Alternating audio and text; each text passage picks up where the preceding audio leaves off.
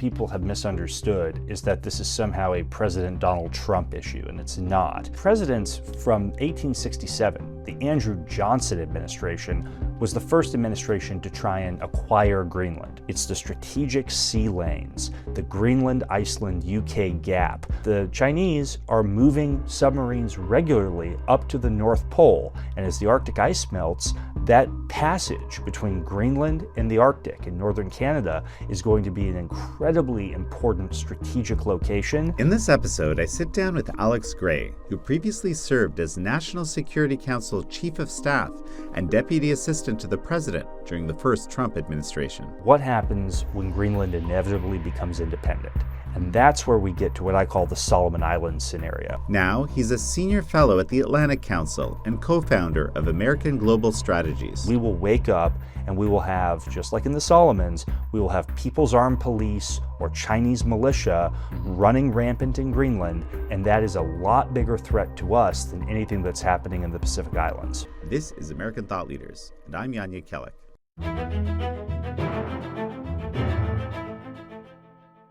Alex Gray, such a pleasure to have you on American Thought Leaders. Thanks for having me. We're going to talk about all things Greenland and the U.S. relationship and the Danish relationship and what should happen from a national security perspective.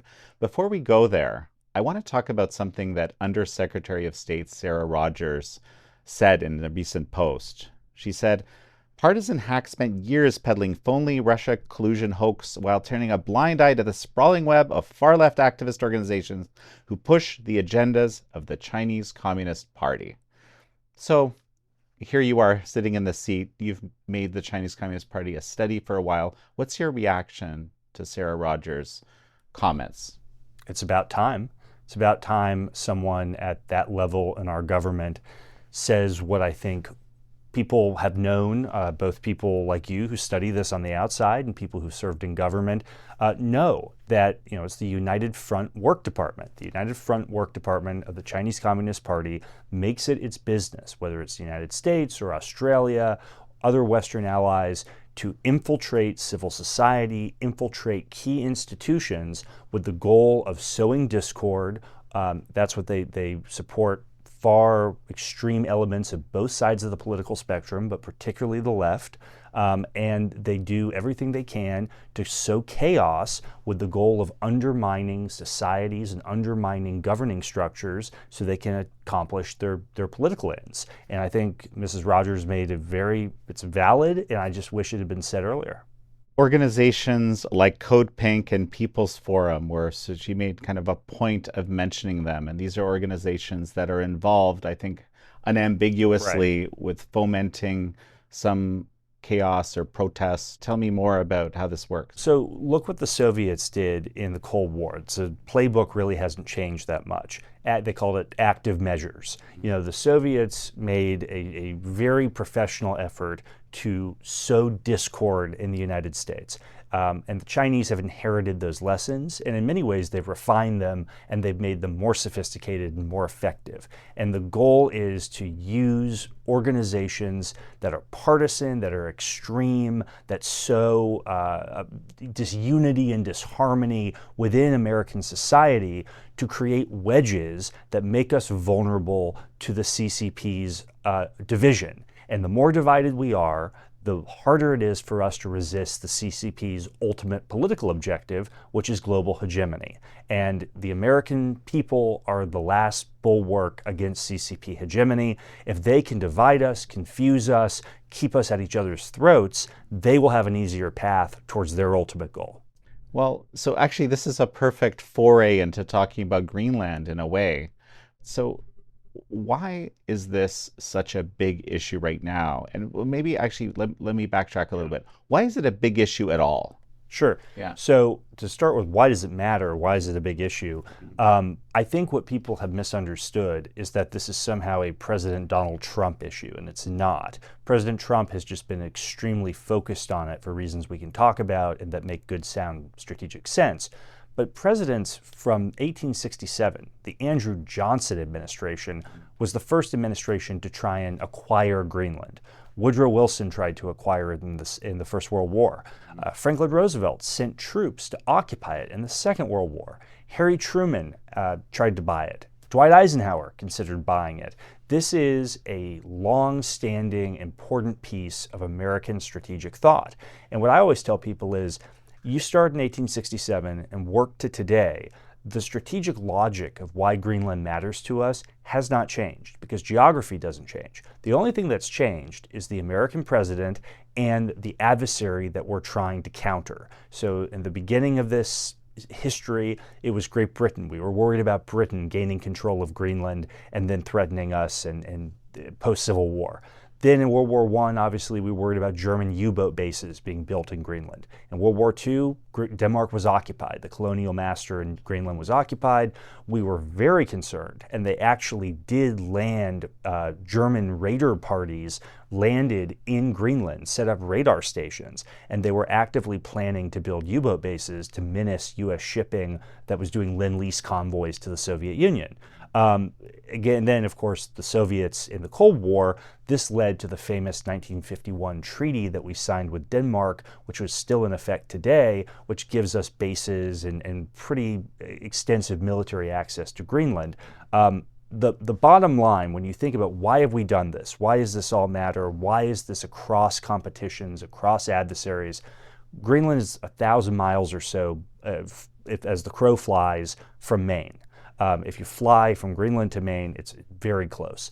More importantly than that, it's the strategic sea lanes, the Greenland-Iceland-UK gap.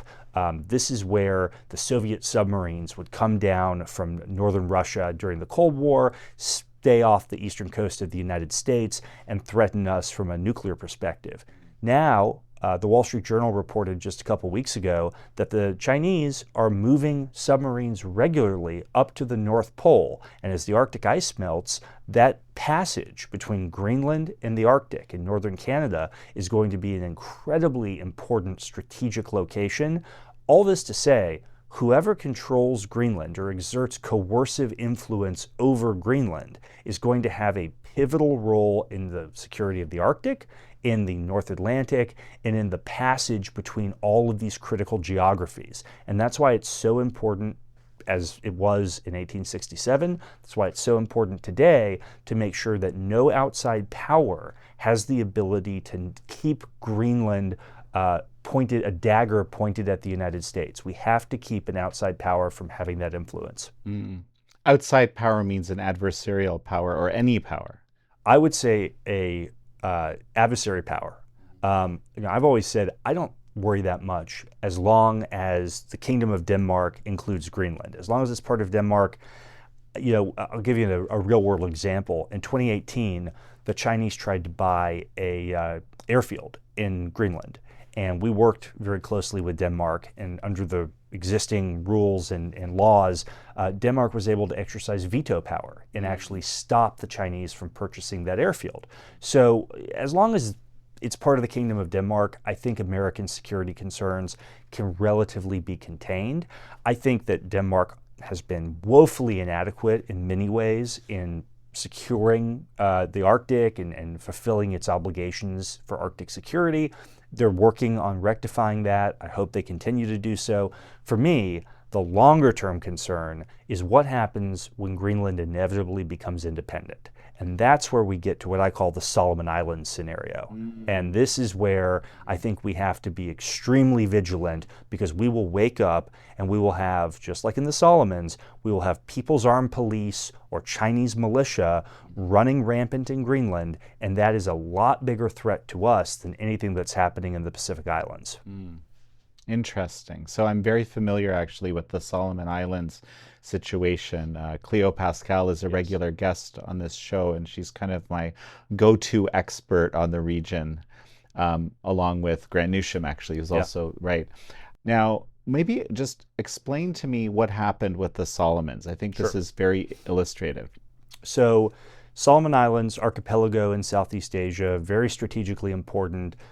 Thousands of American Marines died there in 1942-43 at the Battle of Guadalcanal.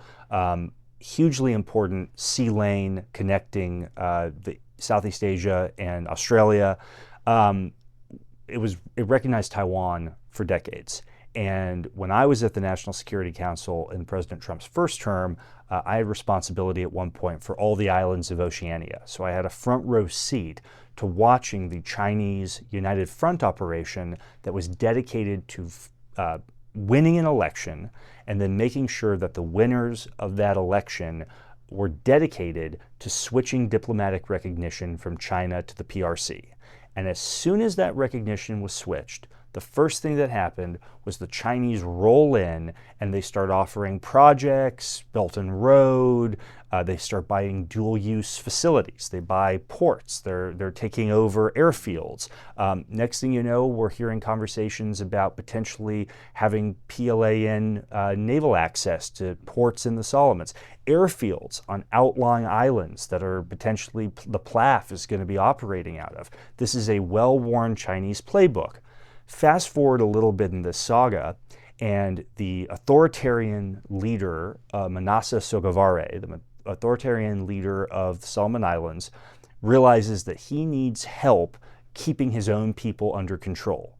Who's better at keeping their own people under control than the Chinese Communist Party? So he asked the CCP to literally violate his own country's sovereignty and send the People's Armed Police to come into Honiara, the capital of Solomons, and start enforcing Solomon Islands law against the people of his own country. And you now have People's Armed Police officers locking up Solomon Island citizens who criticize the Chinese Communist Party.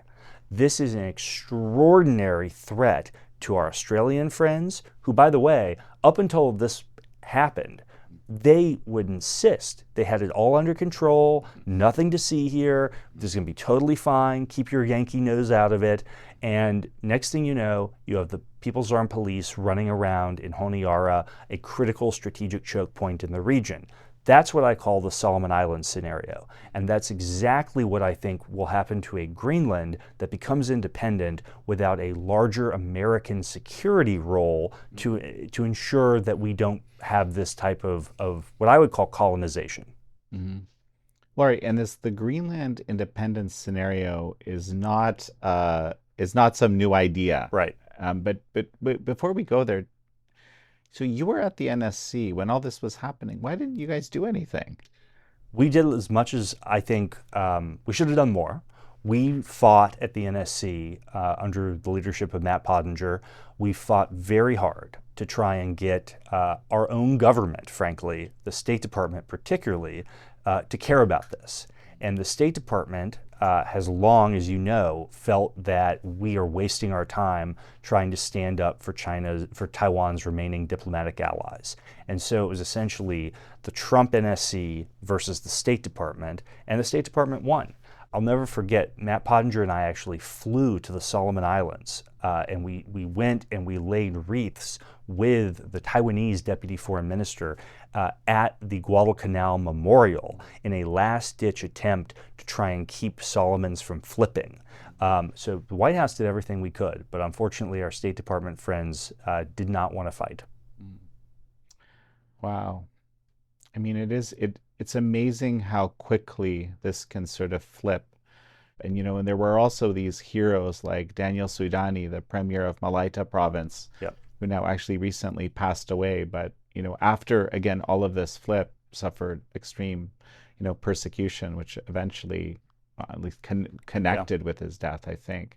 Very illustrative. Yeah. Now, the idea for independence for Greenland is not a new idea. And I mean, again, like just given the news cycle right now and everything, people might think it is. Yeah. Explain that to me. Yeah. So I'm from the state of Oklahoma and grew up in a place where Native American indigenous history is very real. And so this is something that anyone from where I'm from in the United States, we understand the history of mistreatment of First Nations or indigenous people. The Greenland-Denmark relationship is very much like that, and in some ways even worse. Greenland has been a colony of Denmark for almost 300 years. And there are, if you look at the history of that colonization, it was brutal, It was extremely oppressive, particularly to women. There are some horrible instances of that have become very politically fraught issues in Denmark and Greenland with forced sterilization of native Greenlandic women. So there's a very complicated and a very painful history here that a lot of American indigenous people would understand and relate to. This led in the late 1970s to the first real push for Greenland to start getting greater autonomy from Denmark. And in 1979, they began the path toward home rule. And so they were able to start having elections and having local self-government on most domestic matters. Fast forward to 2009, and there is another piece of legislation passed that sets up a procedure for even greater self-government. And it establishes a formal mechanism where Greenland can seek independence through a referendum and then through a legislation in the Danish parliament that would also have to be ratified. But this sets up a formal constitutional mechanism for a complete separation. In the meantime, foreign policy and defense remains the purview of Denmark, with increasing authority for foreign policy delegated to Greenland. So there's certain collaboration, certain things that Greenland has to consult Copenhagen on, but they have their own foreign minister, they can have their own representation in certain instances. So increasingly over the last 45 years, there has been this gradual path toward independence. In 2024, Greenland put out its first ever national security strategy. And in that strategy, they said, by the 2030s, we aim to be on the path toward full independence from Denmark. This is not speculative. This is not just me saying it. This is in the own words of the Greenlandic government. They are headed in the next decade towards independence. The current kerfuffle that started when President Trump raised this long-standing U.S. strategic concern has altered Greenlandic politics significantly, and people have tried to reposition themselves because of the kind of antibodies in the system that have arisen because of the way this debate has been perceived and played out. But the reality is, the underlying currents, the dislike of Danish colonialism, the long-standing desire to get increasing self-government, this evolutionary process with legal mechanisms, constitutional mechanisms, none of that is going away. And so what I think is going to happen is in 5 years, 10 years, you will see a referendum initiated, legislation initiated, and this gradual path toward complete independence will happen. And what we cannot allow to happen is like in Solomon's, where these major political changes happen and we're just sitting there on our hands, not preparing for the day after. And we don't want to be like the Australians who say, everything's fine, there's nothing to see here, and we wake up and there's a Chinese People's Armed Police presence in Nuuk. Which is? The capital of Greenland. Okay. Recently, I talked with a former, I think it was chief editor of one of the major Danish daily newspapers, okay? And the guy was very agitated talking to me. I was kind of trying to explain to him why I think the Americans, being Canadian, the Americans, are interested in playing a role in Greenland and having, right, kind of the strategic relationship and everything. And he said, yeah, they're forcing us, through, like, with a gun to our heads. This is what he's telling me. If you could kind of disambiguate this a little bit. Sure. I have no desire to coerce Greenland. What I want to have is a relationship with Greenland that is based on a respect for their sovereignty, but which takes into account our security interests. And I think the best example, it's not like I don't have to make up a real world example, 3 of them exist: the Marshall Islands, Palau, and the Federated States of Micronesia. Sovereign states, UN members, long, complicated colonial histories, and they are now fully independent, their own foreign policies. Oftentimes they do things we don't like, but we have what are called compacts of free association with them. And these give us several important things. Unrestricted military access, so we can use their land, their air, their sea without any restrictions. And then the most important thing is what's called the right of denial. If a Chinese ship, Chinese aircraft wants to come into one of those 3 states, the U.S. government can say, under the terms of the compact, no, 100% no, that ship cannot dock. And under that treaty, the state of Palau, Marshall Islands, Micronesia, they have to turn the Chinese away. That's the type of influence we need to have. To guarantee our security in Greenland, that's the type of relationship that has to be set up to wait on the other end of an independent Greenland. And so, and also in this context, I'll just add a little bit of color, but the U.S.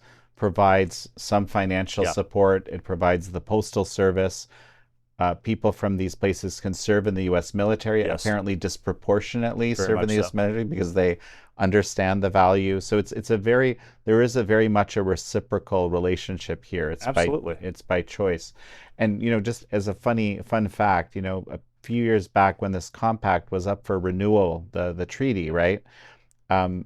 For some reason, this had been dropped out of the national security bill, one of the NDAAs. Yeah. And, I had multiple guests on the show saying, hey guys, we need to spend, $100 million here to avoid having to spend $100 billion later. Yep. That kind of discussion. So my point is just simply, we can drop the ball so easily around some, very basic and incredibly important strategic relationships. Look, democracies have a horrible track record of doing hard things when they're relatively easy. It's a lot easier for democracies to do hard things when it's harder. And Australia and the Solomons is, I think, just the perfect example where Australian troops alongside American Marines died in huge numbers. It was actually an Australian colony for many, many years. It's so strategically important. The Australians have sent troops in as recently as 20 years ago. Well, and they were also supposed to be the ones providing the security, and they weren't said they were. Right. Yeah. And they dropped the ball. I love our Australian friends, but they dropped the ball. And that's because it's so hard as a democracy to get out there and convince the public, convince your bureaucracy that you should do these difficult things that don't look like they're urgent because nothing's happening at the moment, and then there's a crisis, and then you're on your heels and you're responding from a position of weakness. My position in this whole Greenland debate has been, we have 150 years of strategic thought behind why Greenland matters. We have examples like Solomon's and elsewhere of what happens when we don't get ahead of these things. And we have templates, like in the freely associated states, of how we can solve this issue in a respectful, mutually beneficial way. Let's not wait. We have all the pieces here. Let's put it all together. And when the Greenlanders decide they want to be independent, it's a really binary choice. They're going to have a great power waiting for them on the other side of independence. Do you want it to be Washington or do you want it to be Beijing? It's a very simple binary choice, and we have all the tools to prevent this from being Honiara. If we can never, the idea of it being Beijing, you've already explained a bit of what that might look like, right? But I think it actually goes a lot further in my mind. Right? It's a route that's a lot closer to China, frankly, than across the Pacific, right? On the side of yeah, it's also. You follow this every day. The Chinese, if they make a decision that something is strategically valuable, whether it's a naval base on the coast of West Africa, whether it's building icebreakers to go to Antarctica, whether it's hydrographic survey vessels off the coast of Chile, a surveillance station in Cuba, go down and down the list. They don't have to get funding from Congress. They don't have to convince a bunch of senators that this is worthy of an appropriation. They just do it. I'm not arguing that we should have that system by any means, but I'm just saying, they will seize the opportunity because they have the ability and the resources and the command system that allows them to nimbly, for the most part, respond to strategic opportunity. It's much harder for us institutionally to see a vulnerability and to fill the gap than it is for the Chinese to step in. And that's why I think what I'm trying to do is get people to think about this now before there's a crisis. And I think this is what President Trump is trying to do. He wants us to think about this before it's a crisis, so we never have to be like the Australians and the Solomons and panic and worry that, a couple hours from Brisbane, there's going to be a Chinese People's Liberation Army Air Force base because we didn't handle it in time. So I'm Canadian, as many of our viewers know, and actually I'm very concerned about Canada from all sorts of reasons, but especially these recent kind of forays into a strategic relationship. And it's very confusing in some ways because I kind of understand, for example, this 51st state idea, which is an anathema, by the way, for Canadians. Like we hate the idea of the U.S. exerting some sort of coercive power against Canada. But the economies are so closely tied. They're so closely tied that they're tied as many economies of states relative to the federal government or states with each other are in America. So it's that there's some kind of analogy there, right, to be had. And the geography is it's a similar part of the world as Greenland, right? What would be the concerns for the U.S. of this sort of deepening relationship of Canada with the Chinese Communist Party? Well, look, Canada is increasingly becoming a major strategic weak spot for the United States for a number of reasons. Number one, they spend about 1%. I've heard people argue that in reality it's less than 1% of GDP on defense. And they have shown under multiple prime ministers no interest in doing anything about it. I would almost say to some extent that's just baked into the cake at this point. But it's even worse than that, because that limited percent of GDP they're spending on defense, the Canadians are not allocating in a way that's actually helpful to the Western Alliance, to NATO, and to the United States. So the Canadians are still trying to maintain a rapid reaction brigade that can deploy to Europe.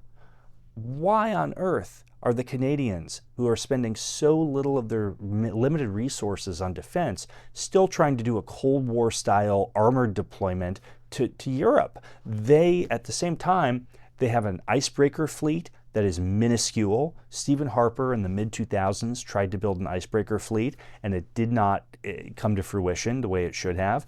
You look at the militia, essentially, the mostly First Nations militia that is guarding the northernmost flank of Canada. These are local guides armed with Lee Enfield rifles. The early warning sensors and airborne defense that should be up in an area that's going to be increasingly part of strategic competition. In many places, there are hundreds, if not thousands of miles of the Canadian wilderness that's just totally open and unguarded. So what I'm saying is, Canada's, particularly under the Trudeau government, but Carney, I think, is trying to do a little bit better, but he has his own problems, as you said, with his kind of strategic focus on China. The lack of preparedness that the Trudeau government engaged in for a decade has truly harmed U.S. core security interests. We expect the Canadians to contribute to at least keeping our shared continent safe. And they have done the opposite. They have made it more vulnerable, and they have put more of the burden, because of their lack of preparedness, they put more of the burden of securing the hemisphere on us, when we should be allocating our resources, in many cases, to the Indo-Pacific, the main theater of potential competition. So I think Canada's lack of preparedness is a real threat to our shared security. And you add on top of that the way Mark Carney has sought to have some sort of deepened relationship with Canada, or with China. The problem with that is, you could conceivably, if he does this, if he does his fantastical, middle power, his Davos speech thing, if he does that, you now have a potential Chinese vassal state that shares the longest border with the United States. Why is the middle power a potential Chinese vassal state? Break that down for me. Because the Chinese don't acknowledge anything but vassal states. That's not the Chinese conception of interstate relations is enemy and vassal state. There is no middle ground. And so if Mark Carney's vision of these middle powers gathering together in some sort of harmony, non-aligned movement, where they're just going to not pick sides and get along with everybody and sing kumbaya. Well, the reality of what that means from a Chinese strategic perspective is they're offering themselves up on a platter to be devoured by the CCP for their strategic ends. That's what's going to happen. And the United States cannot afford or allow the country with whom we share our longest border to be a Chinese vassal state. So between his lack of preparedness militarily, particularly in the hemisphere, and then this absurd Chinese overture, Carney is creating a strategically unsustainable situation for the United States. The U.S. kind of has no choice but to provide the security. I've always thought about this as a kind of a curiosity, because that is let's say it's an unfortunate incentive structure, if you will. Okay.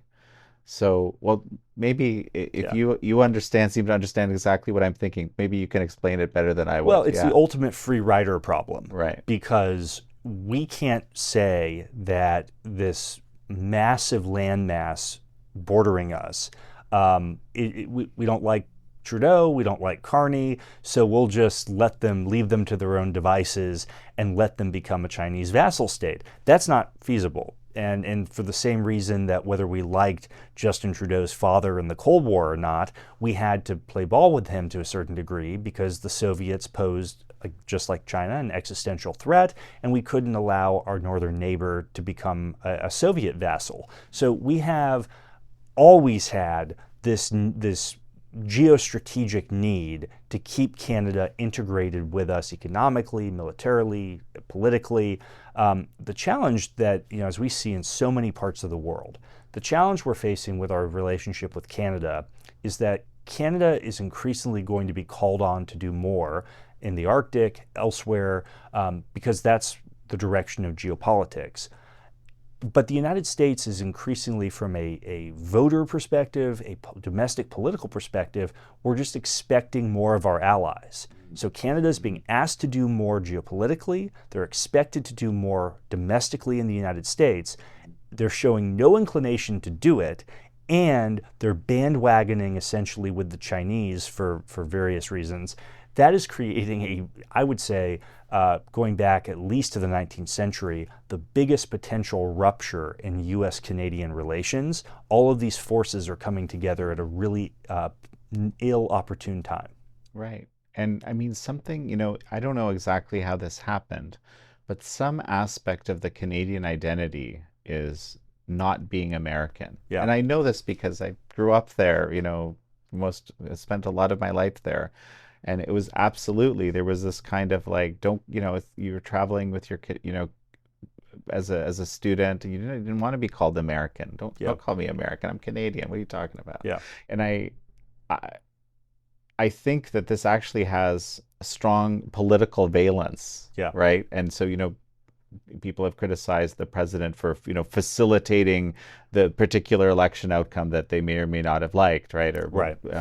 And so forth. But that's just the reality. The reality is that we as Canadians, it's the big power beside us that gets to dictate a heck of a lot about our reality, and we just don't like being dictated to so much. Well, look, right? Think about the reaction. This isn't just true of Canada. It's true of the international system. When Stephen Miller said that power is the ultimate arbiter of the international system, people in Washington think tanks, were rending their garments, and they were just absolutely bereft that he would say such an impolitic thing, because this is the crowd that likes to talk about the liberal international order and rules-based norms and all this stuff. Well, the reality is the system has always been undergirded by power. And that's who are the permanent members of the UN Security Council. They're the victors of World War II. That the system has always been geared towards relative power in the international system. And Stephen just said something that he said the quiet part out loud, essentially.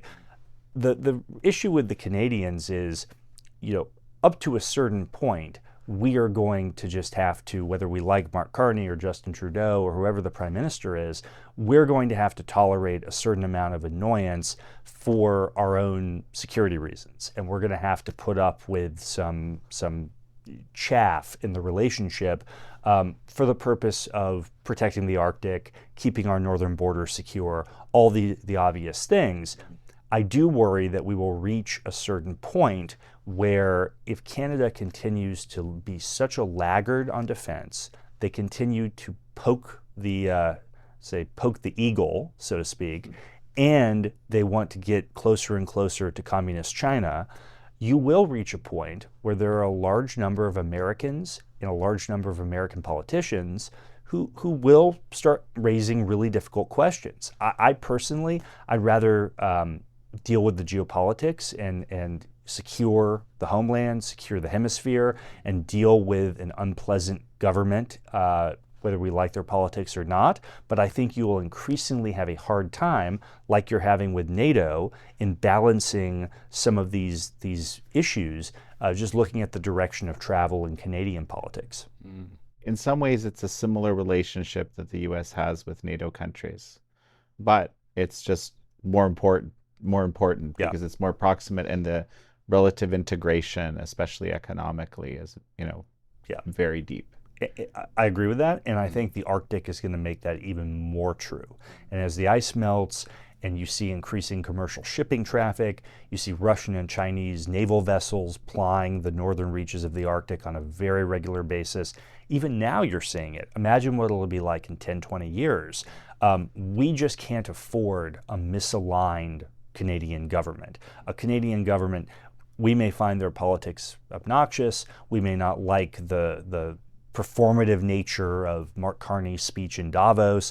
That all may be true, but at a certain point, this is about geography, this is about core American interests, and there's really no point in securing Venezuela and securing Cuba if our northern neighbor is vulnerable to becoming a Chinese vassal. So I think my prediction for the U.S.-Canadian relationship over the next couple of years, we're going to have to tolerate a lot of atmospherics that probably grate at many Americans, but the bigger picture here is we cannot allow our northern flank to be compromised. That could sound almost like a threat to some people.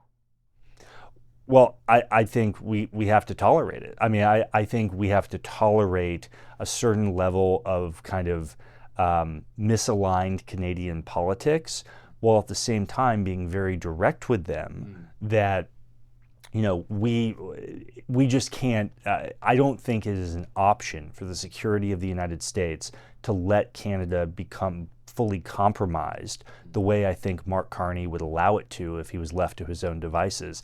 I don't think that that's acceptable to U.S. security interests. So we're going to have to work with Ottawa in a thoughtful way, but in a way that, I think at certain times we're probably going to have to bite our tongue about things they do that we don't like, but we're also going to have to be extremely aggressive about saying you cannot continue to underinvest in defense and then also focus your limited defense resources on buying things that don't help our secure our joint continent. So I think it's going to be a mixture of tolerating things we don't like with being more assertive about things that are just really red lines for our interests. Okay. Well, so this has been an absolutely fascinating discussion for me, and I wasn't even expecting we would talk about Canada, but it became the obvious question. Do you have a final thought as we finish, perhaps integrating all of this?